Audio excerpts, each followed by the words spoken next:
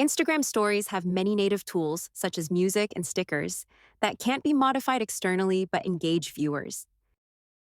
So, to help you maintain your schedule without missing these features, we've added the option to create your post inside the CRM and finalize it on the app.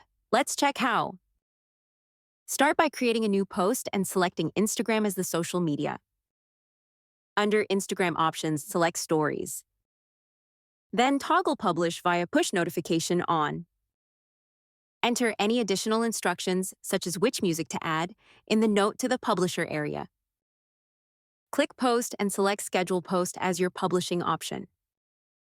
This feature helps you use Instagram's native tools to maintain creative flexibility and engage viewers while still scheduling ahead, with organic content and a seamless handoff that keeps instructions clear and visible at the time of posting.